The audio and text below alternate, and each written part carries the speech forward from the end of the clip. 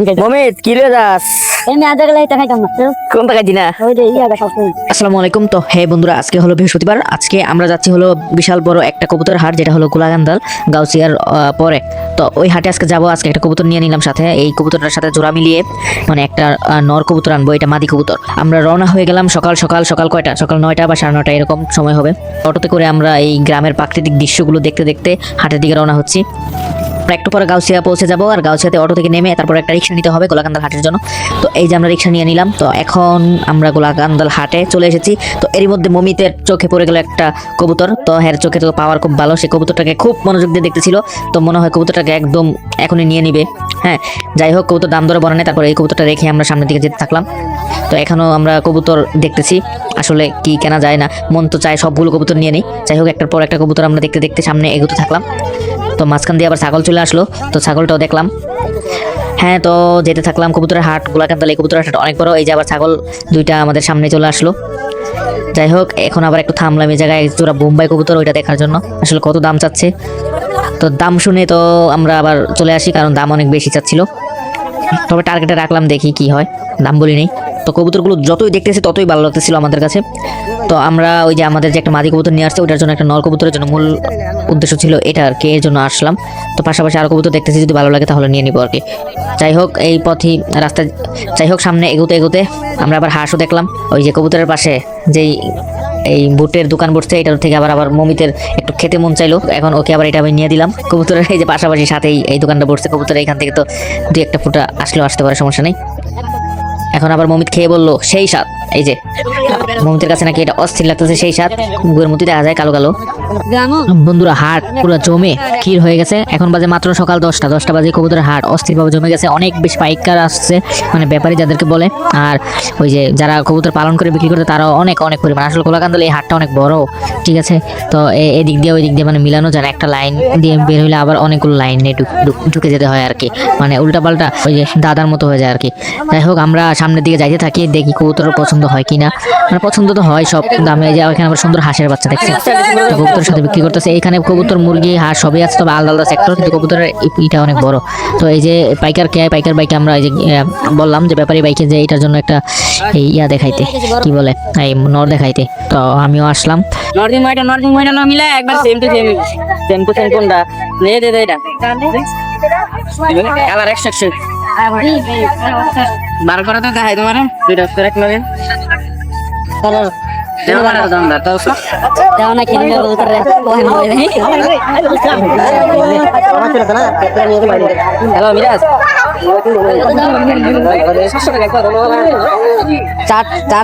তো উনি আমাকে বললো যে ভাই, এটার জন্য একটা সেরা নর হবে, এটা যদি নেন তাহলে এটার সাথে কালার মিলবে, সুন্দর ডাক হবে। যে এই নরটা নাকি অনেক জানেনই তো সবাই, গুনগান গায় নিজের কবুতর বিক্রি করার জন্য। তো উনি এই যে আমাদের এই মাদি যে কবুতরটা, এটা আসলে 6 পর 7 পরের হবে আর কি।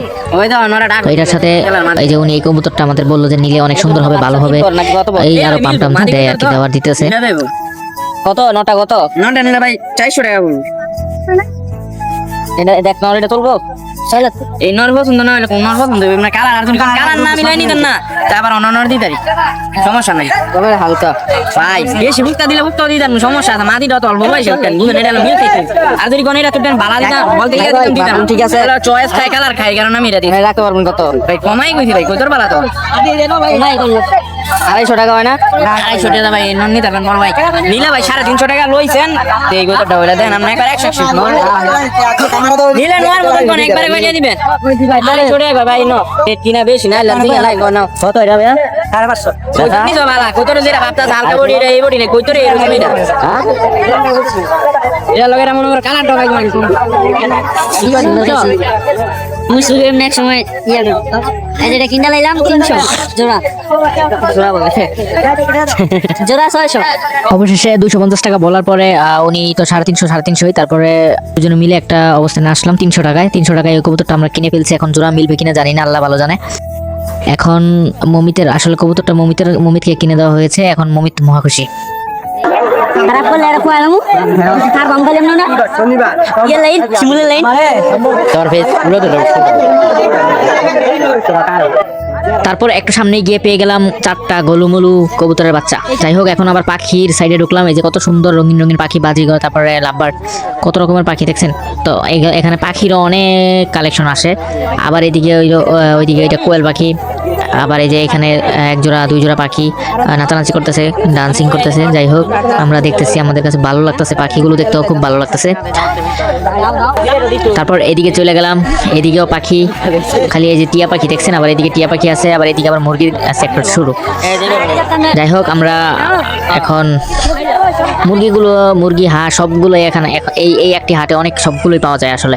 এখানে আবার একবার মাঝখান দিয়ে কবুতর, এই যে এখানে হলো আর ব্যাপারীর কবুতর।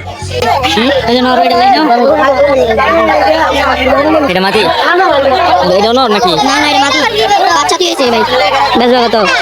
নরটা বেচবা কত? নর সিঙ্গেল নিলে 300 টাকা শিউর নর নাকি? শিউ না দেওয়া নাম ব্যাপারী কত এটা কত? 300 চাই একদম ভাই আর নিছো এর নিদার হইতো না। না তাহলে একদম দিন করে লাভ। তাহলে আতলে ভাই দিবে মুরগি নাকি? কোনটা? মুরগি কিং কবুতর। এই তো দেখো এটা দেখবি? এটা মাদি মিয়া এটা কি? এটা কি মাদি না নটটা? মাদি।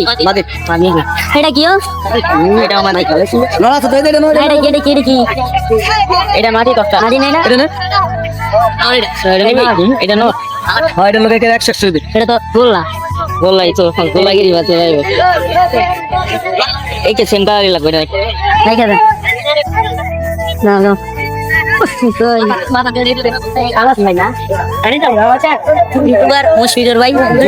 ইউটিউবার মুশফিক ভাই। এখানে আবার সুন্দর সুন্দর খুব ছোট ছোট মুরগির বাচ্চা উঠেছে, আবার পাশে টার্কি মুরগি, আবার এখানে ফাউমি মুরগির বাচ্চা, আবার এখানে বড় ফাউমি মুরগি উঠেছে। যাই হোক, এখানে আবার ফাউমি মুরগি। এখানে কি কাহিনী হলো, এই মুরগিটা ছুটে গেছে, এটা আসলে ধরতে পারতেছে না। মুরগি তো মাথায় হাত পুরো, মুরগি টেনশনে পড়ে গেছে। যাই হোক, অবশেষে মুরগিটা ধরে ফেলেছে। ফাউমি মুরগি। আমরা সামনে যাইতেছি, সামনে দেখলাম লাইভ ডিম পারতেছে মুরগি, তো এটা থেকে অবাক হয়ে গেলাম। আবার এই যে মাথায় করে হাঁস বিক্রি করতেছে, এই যে এগুলো মুরগি লাইভ ডিম পারতেছে এখানেই ডাইরেক্ট। হ্যাঁ, ওই যে নিচে ডিম পড়ে আছে আর কি। এগুলোর বাচ্চা এই আশেপাশে, আবার ফার্মি মুরগির বাচ্চা, আবার এখানে কিছু কোয়েল পাখির ডিম, কোয়েল পাখি। এই সেক্টরটা শুধু কোয়েল পাখির, এই যে কোয়েল পাখি বড়া। এটা এই যে খরগোশের বাচ্চাও আছে এখানে, কত সুন্দর কিউট, বাচ্চা না একবারে কিউটের ডিব্বা, অনেক সুন্দর লাগতেছে, দেখতেও ভালো লাগতেছে আমার কাছে। তারপর আপনার এখানে আরো এই যে কিছু খরগোশ, তারপর এখানে আবার এই যে কাঠ বিড়ালি। মনে হয় ছেলেপেলেরা এই কাঠ বিড়ালিটাকে দৌড়েছে, এখন এটা বিক্রি করবে আর কি। দেখি মারবাদি মাথা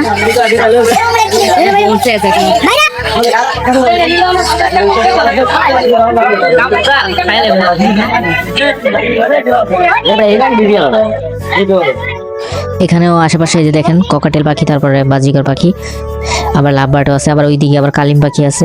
এখানে হ্যান্ডপিট বেবি, আবার এখানে কিছু মুরগি আছে, সিল্কি মুরগি না কি বলে এগুলো, বিদেশি মুরগি। এই যে কত সুন্দর সুন্দর, এই যে দেখেন এটা কিরকম দেখা যায়। দেখার পর এখান থেকে নেমে গেলাম আর কি। আসলে বৈচিত্র্য শেষ নাই এই হাটের ভিতর। এই যে যাওয়ার টাইমে যে টিয়া পাখিগুলো দেখেছিলাম, বাজিকর পাখিগুলো দেখেছিলাম, এগুলো আবার আমরা এদিক দিয়ে যাচ্ছি আর কি। অবশেষে আমরা আবার সেই মনোরম প্রাকৃতিক দৃশ্য দেখতে দেখতে বাসার দিকে চলে যাচ্ছি। দেখা হচ্ছে নতুন আরেকটি ভিডিওতে। ততক্ষণ পর্যন্ত ভালো থাকবেন, সুস্থ থাকবেন, আল্লাহ হাফেজ।